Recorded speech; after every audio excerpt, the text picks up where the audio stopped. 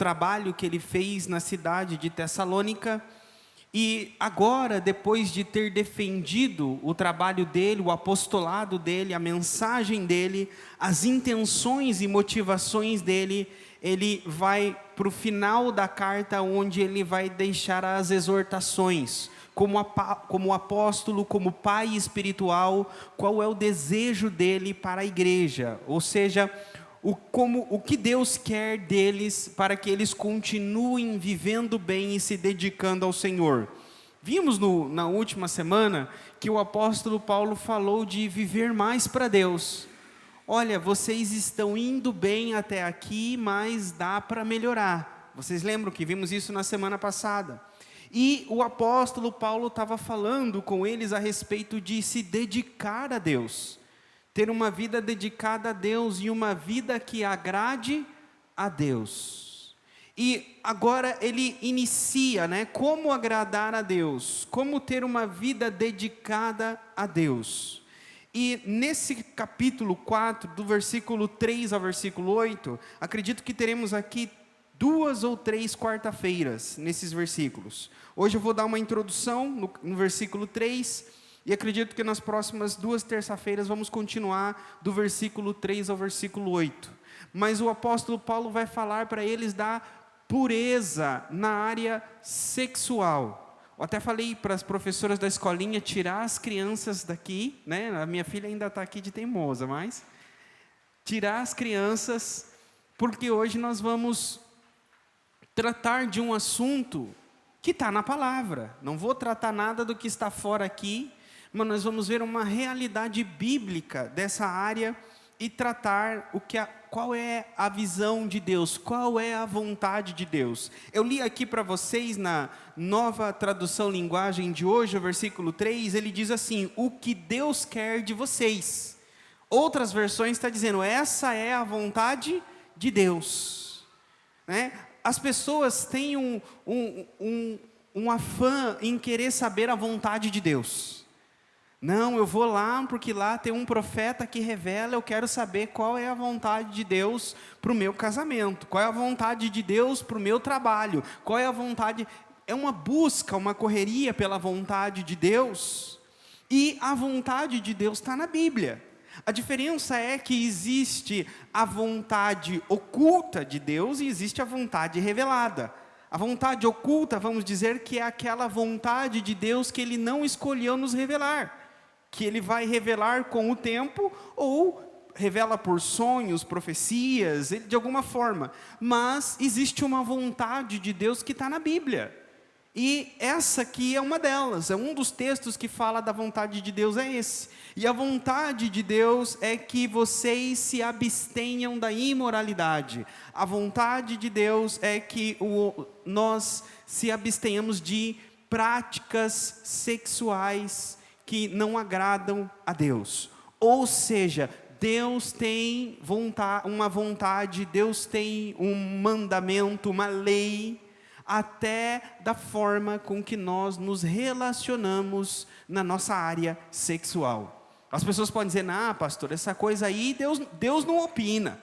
Isso aí é uma coisa particular de cada um, Dentro de 4 paredes ali, Deus nem está ali. Não, Deus tem uma vontade para toda a nossa vida, para todas as áreas da nossa vida. E Paulo vai falar isso aí nesse versículo, e eu quero trazer um pouco do contexto para vocês.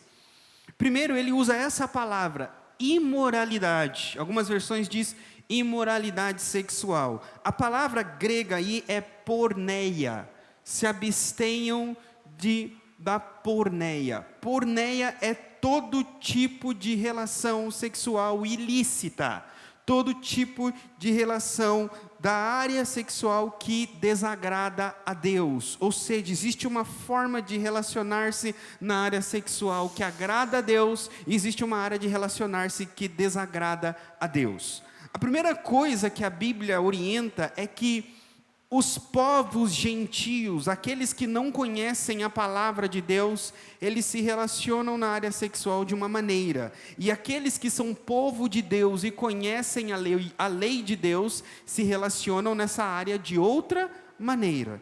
Por exemplo, abram a Bíblia de vocês em Levíticos, capítulo de número 18.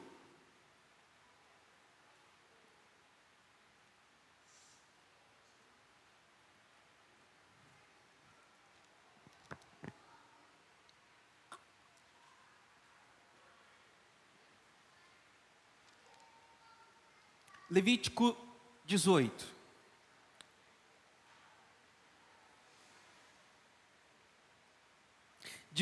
Versículo 1, 2, vamos seguir aí adiante. Diz assim: o Senhor Deus mandou Moisés dizer aos israelitas o seguinte: eu sou o Senhor, o Deus de vocês. Não sigam os costumes do povo do Egito, onde vocês moravam, nem os costumes do povo de Canaã, a terra para onde eu os estou levando. Não vivam de acordo com as leis desses povos. Pelo contrário, obedeçam às minhas leis e guardem os meus mandamentos. Eu sou o Senhor, o Deus de vocês. Se obedecerem às minhas leis e guardarem os meus mandamentos, vocês viverão. Eu sou o Senhor. O Senhor deu as seguintes ordens para os homens de Israel: não tenham relações sexuais com uma mulher que seja sua parenta.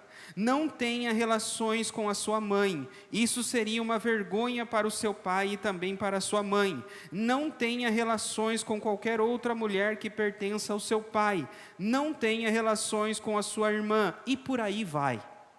Ou seja, existe uma regulamentação na área sexual dos israelitas. E Deus diz: não sejam como os egípcios, da onde eu tirei vocês, e não sejam como o povo de Canaã, para onde eu os estou levando. Trazendo para os nossos dias, Deus diz: não sejam como as pessoas do mundo que não me conhecem. Não sejam como pessoas que não conhecem a minha palavra.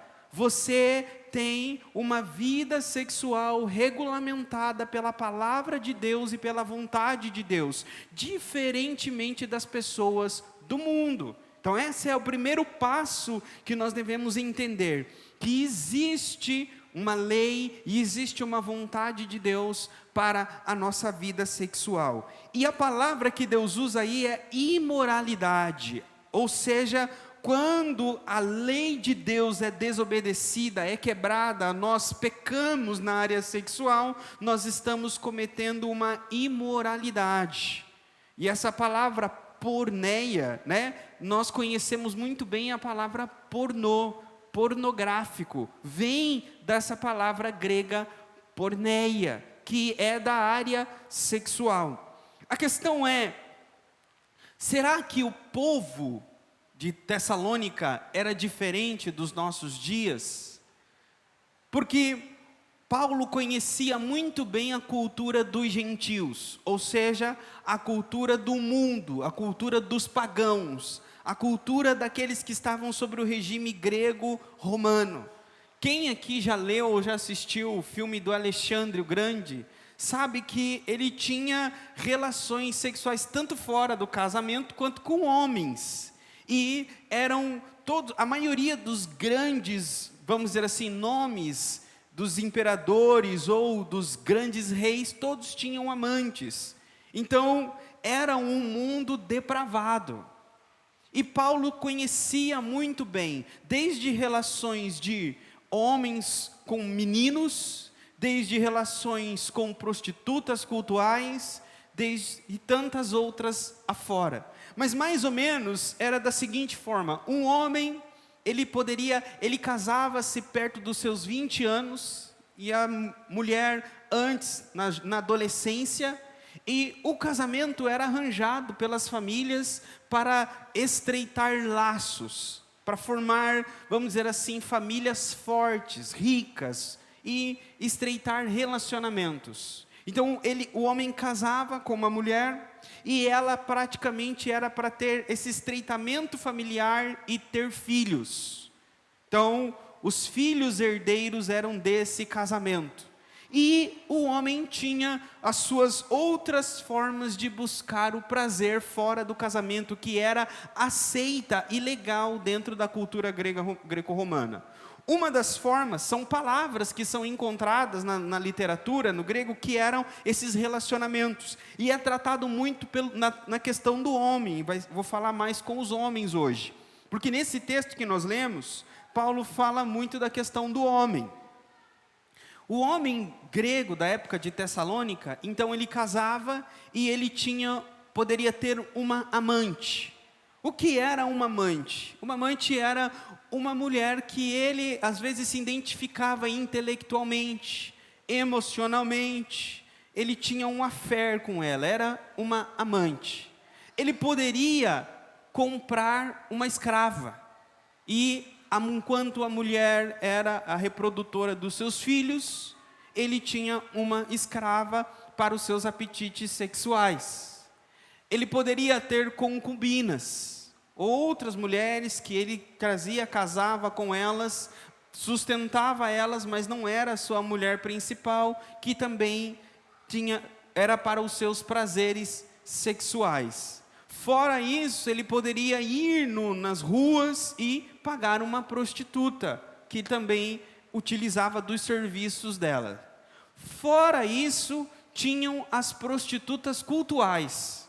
Eram templos dedicados à prostituição, templos de Afrodite e por aí vai. Então, vamos dizer assim, a oportunidade que o homem tinha de ter uma prática sexual fora do casamento era em abundância na cultura grega.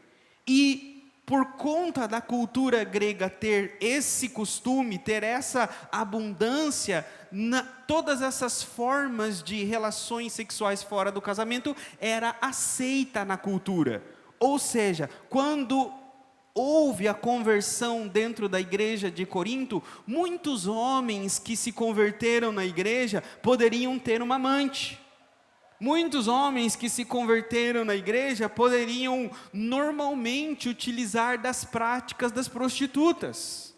E aí então vem a palavra dizendo, olha, não pode mais. A vontade de Deus não é essa. E Paulo agora vai regularizar a ação dentro do casamento. Agora eu vou dar uma palavra para vocês, vamos dizer assim, um apanhado geral, para depois voltarmos para o texto. Deus sempre, desde o começo, foi um relacionamento monogâmico. Mono vem de um homem e uma mulher. Deus criou Adão e Eva. Então, um relacionamento monogâmico é um homem e uma mulher. Um relacionamento poligâmico é um homem e mais de uma mulher. Como foi Abraão, como foi Jacó. Mas esse não foi o ideal de Deus. O ideal de Deus é um homem e uma mulher. Se o ideal de Deus fosse um homem com mais de uma mulher, Deus não teria feito somente Eva. Quando Deus disse, é bom que o homem não esteja só, fez Eva, Maria e por aí vai. Não, quando Deus disse que não é bom que o homem esteja só, quantas mulheres Deus fez? Uma. Então, o padrão de Deus, a vontade de Deus é um homem e uma mulher. E a Bíblia diz que o que Deus uniu, o homem não separe. Um homem e uma mulher e um casamento que é a união feita por Deus. Deus nos dotou com prazeres, com sentimentos, com paixões. Assim, se vocês lerem livros que falam sobre os pecados capitais, que lá tem o pecado da luxúria, por exemplo, é ensinado que o pecado da luxúria não é diferente do pecado da gula. O pecado do apetite sexual não é nada diferente do pecado do apetite físico de comida, porque os dois resultam no mesmo fim, um prazer do corpo. É o prazer que se sente de saborear, né? Saborear um sorvete assistindo um filme, assistindo uma série, e você come 1, 2, 3 potes de sorvete. Mas não que a sua barriga deseja ou tem fome daquele sorvete, mas é porque há uma dopamina, há um prazer que é liberado quando você come. Assim também funciona com os prazeres, as paixões sexuais. Há uma dopamina, há um prazer que nós sentimos quando praticamos o ato sexual.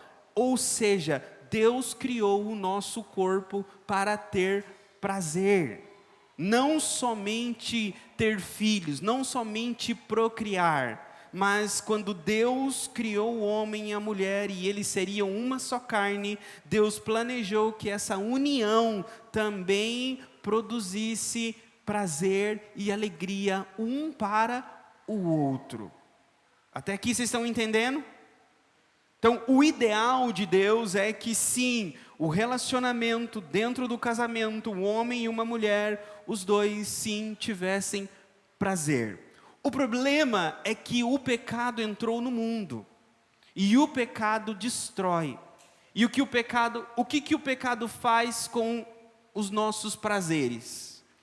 O pecado, ele simplesmente diz que nós temos que buscar os nossos prazeres a todo custo. O pecado diz: pense em você, pense no seu bem, pense no seu coração, pense naquilo que é bom para você. Se você não cuidar de você, quem que vai cuidar? É isso que a raiz do pecado diz para nós.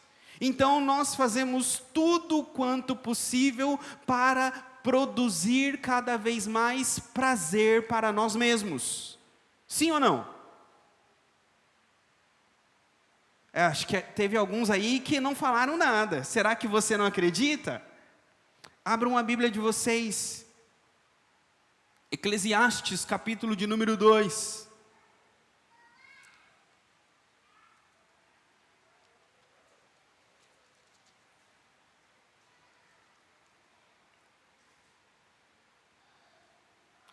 Eclesiastes 2:10.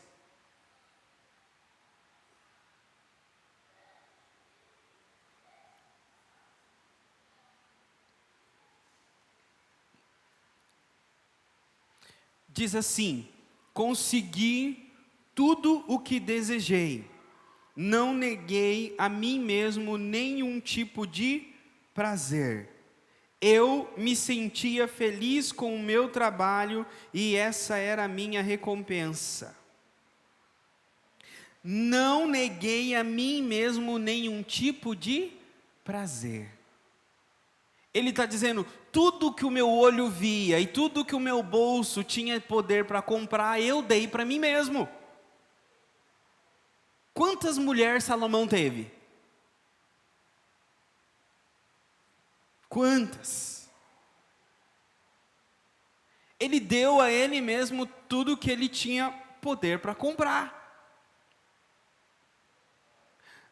Uma vez eu assisti um vídeo, um psicólogo cristão chamado Jordan Peterson.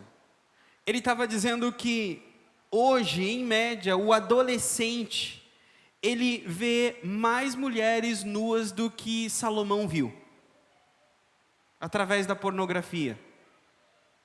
Porque Salomão, ele teve 1000 mulheres, não é? Mas ele só pôde ver a nudez de cada uma que eram suas esposas. Então é como que ele bancou todo um aparato pornográfico para si mesmo. Porque hoje ele não tinha celular para ver pornografia. De diferentes cabelos, de diferentes corpos e por aí vai. Então ele teve muitas mulheres. Muitos dos casamentos de Salomão não foi nem por relação sexual. Muitos foram por, vamos dizer assim, aparatos para ter relações, como se fossem casamentos que uniam nações. E ele tinha agora relacionamento com homens poderosos, porque ele casou com a filha deles. Mas o que Salomão está dizendo aqui, é que ele tinha tudo, todos os dias, todo momento que ele queria uma mulher diferente e ter sexo, ele deu para ele mesmo. Ou seja, nós podemos, não vou dizer que fazemos, nós podemos viver em função dos nossos prazeres. Tudo que nós desejamos, tudo que o nosso olho quer, nós podemos viver para dar aquilo que queremos. E isso em todas as áreas. Mas o que nós estamos falando hoje aqui é da área sexual. Quando esses apetites sexuais nos dominam, nos escravizam, nós nos tornamos pessoas que praticam a imoralidade sexual. Ou seja, qual que é o plano de Deus para a satisfação dos nossos prazeres sexuais? Casamento e com a sua esposa, casamento e com o seu marido, quando os dois quiserem. Então não é só porque casou, é a hora que você quer. E olha que interessante o que a Bíblia ensina. Por quê? Porque seria simplesmente casar para satisfazer o meu prazer, para conseguir aquilo que eu quero. Quando eu não tenho, vamos dizer, o mundo, né? A pessoa que não tem Cristo, quando ele não tem o que ele quer, ele vai procurar fora. E o grego, ele tinha onde? Não tem problema eu não ter na minha casa. A minha mulher é só para cuidar dos meus filhos. Só para cuidar de casa. Eu posso ir para a concubina, eu posso ir para minha amante, eu posso ir para a prostituta cultural. Se eu tiver dinheiro, né, se eu recebi, eu posso pagar. Ou seja, dentro da mentalidade da cultura grega, ele satisfaz o prazer sexual dele a hora que ele quer. Trazendo para dentro da Bíblia, o homem bíblico, ele satisfaz o prazer sexual dele a hora que ele quer? Não. Por quê? Porque o prazer dele está em conjunto. Depois que ele casa, não depende só dele, depende também da esposa e vice-versa. Agora, olha o que a Bíblia ensina. Se nós formos para 1 Coríntios, capítulo 7,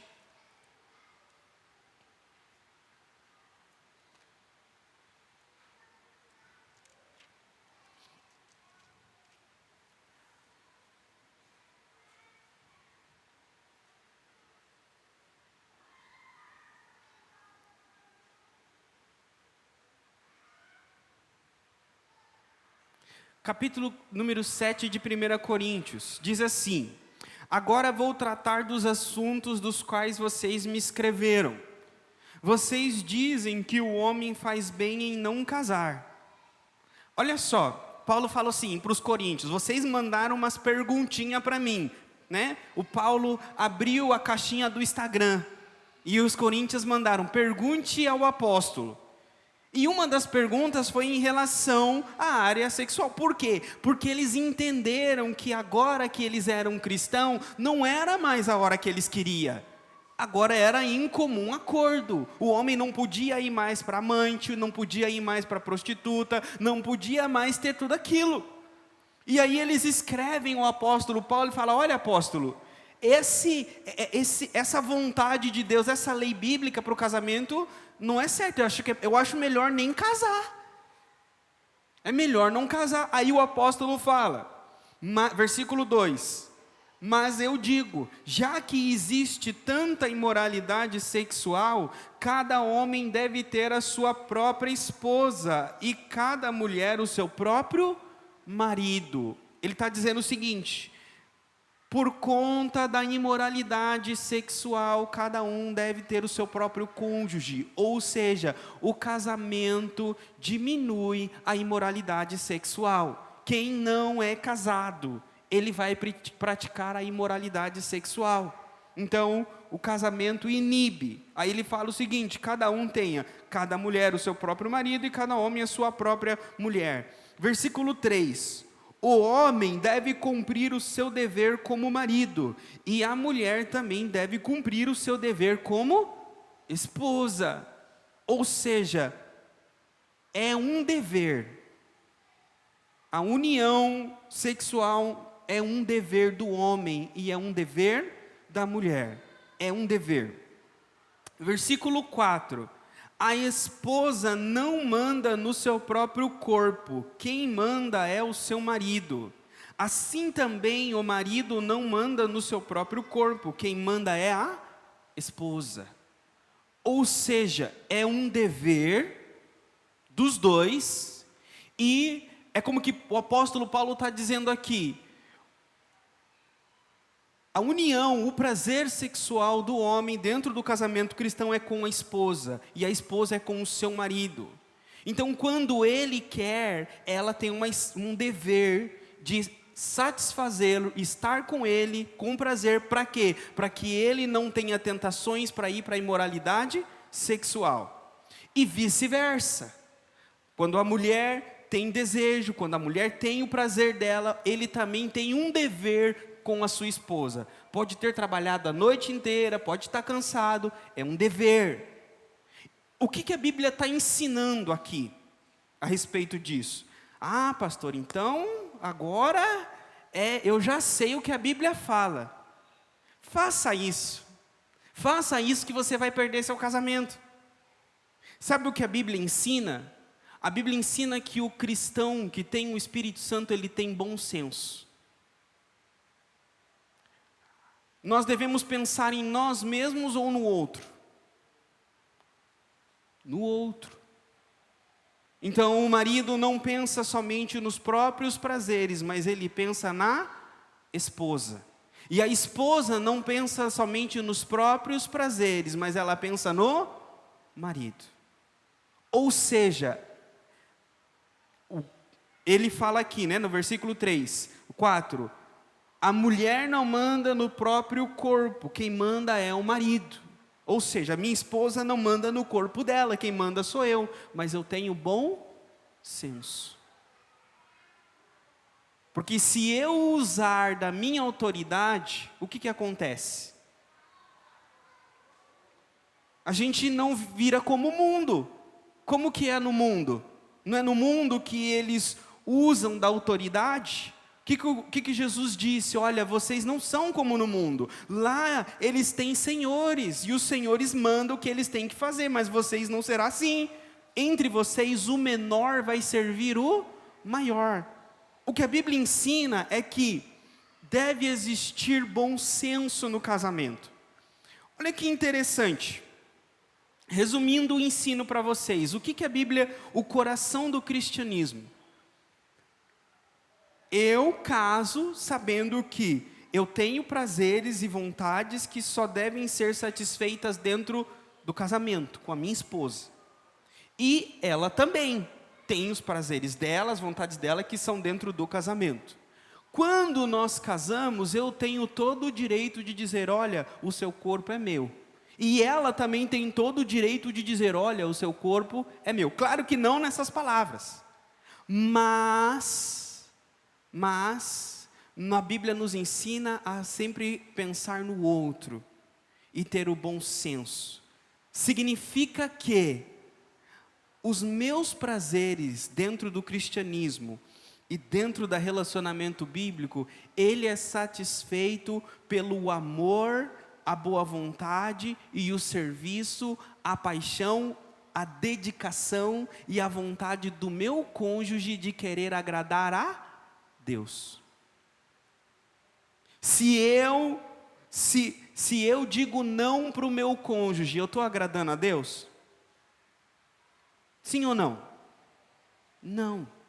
Porque se Deus disse que cada um de nós temos um dever dentro do casamento, e esse dever é satisfazer a necessidade do meu cônjuge para que ele não caia na imoralidade sexual, então quando eu digo não para o meu cônjuge, eu não estou agradando a Deus. Por isso que, e o cônjuge também, por isso que não tem a palavra de mandar no outro cônjuge, porque também não agrada a Deus. Ou seja, Paulo está preocupado com as práticas sexuais fora do casamento. E se nós não entendermos como devemos agir dentro do casamento, nós vamos errar fora do casamento. E não é só pular cerca, não é só ter uma ação, um coito fora do casamento. Pornografia é pecado, masturbação é pecado.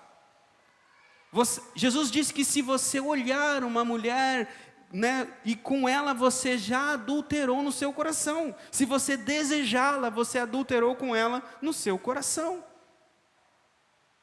E a mulher igual ao homem. Se olhar um outro homem, desejar aquele outro homem, você adulterou com ele no seu coração. E isso, o adultério no coração é imoralidade sexual. E o que Paulo está dizendo é que os imorais, a área sexual, vai deixar muita gente fora do céu. Por quê? Porque não controla o próprio corpo. É o que nós vamos ver na próxima semana. Paulo fala que nós temos que controlar o nosso próprio corpo. Controlar o nosso próprio corpo. Ou seja, não é, pastor, você não vai chegar para o seu marido ou para a sua esposa e dizer, eu não consigo me controlar, você tem que me ajudar hoje. Está errado. Você tem que controlar o seu corpo. Se a sua esposa dizer não para você, ou seu marido dizer não para você, a responsabilidade é sua. Você não vai poder falar assim, Senhor, sabe, eu pequei com a imoralidade sexual, eu me masturbei, eu vi pornografia, mas é porque o meu marido também, porque a minha esposa também. Deus não vai colar essa desculpa para Deus. Cada um deve controlar o próprio corpo. Controla o próprio corpo. Sabe, irmãos, não é uma mensagem comum de estar se falando. Eu não sei o que é pior, falar de dinheiro no púlpito ou falar de sexo no púlpito.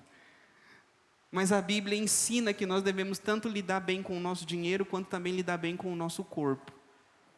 E nós tanto pecamos, sendo pessoas que gastam mal o dinheiro que Deus nos deu, como somos pessoas que utilizamos o nosso corpo, templo do Espírito, de formas inadequadas também. Então, deve ser ensinado, deve ser falado, porque o mundo bombardeia cada um de vocês, seja propagandas de perfume, tudo em todas as áreas está solto, o marketing do corpo, e o que o mundo diz é, não diga não para você mesmo. Vocês acham hoje, quantas igrejas o pastor vai aconselhar um casal? É um casal jovem que irá casar na igreja. O pastor aconselha sobre o casamento bíblico, fala de relacionamento, fala de comunicação, fala de administração financeira em casal, e aí chega na área a área sexual do casal. O pastor vai aconselhar o casal novo.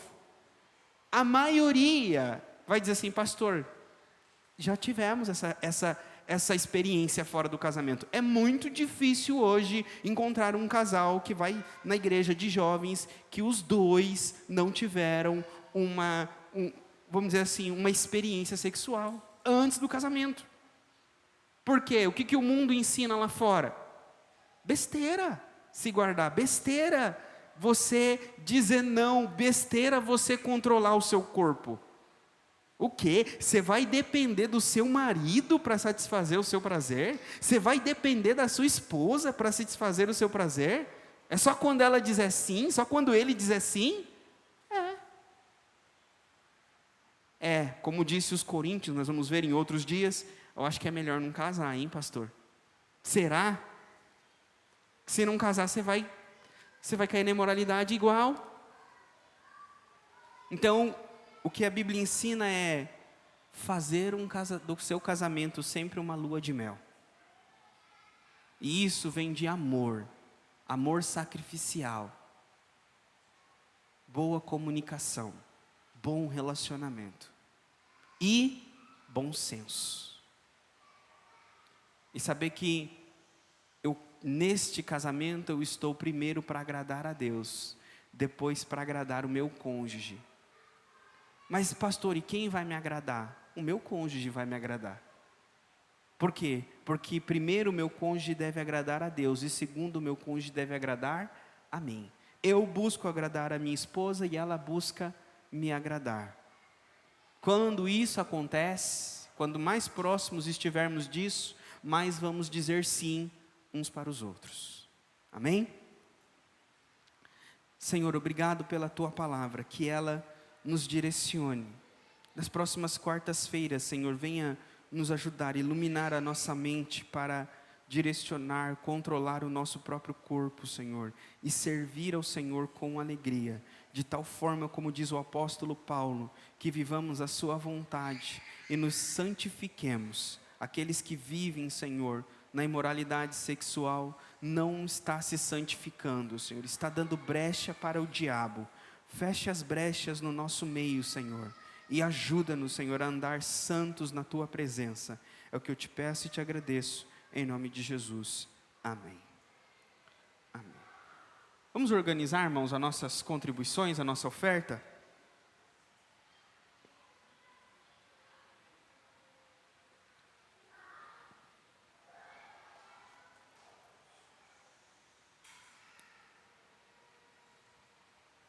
Alguns irmãos não estavam, não sei, eu estou falando por falar, não estou olhando aqui sabendo quem estava no domingo não estava, tá, irmãos? Ou seja, se alguém que está aqui não estava no domingo, eu falei no domingo, a gente começou a levantar uma oferta para colocar as cadeiras na sala das crianças, e a nossa meta é R$1.000 por mês, em 3 meses, são R$3.000 para colocar 10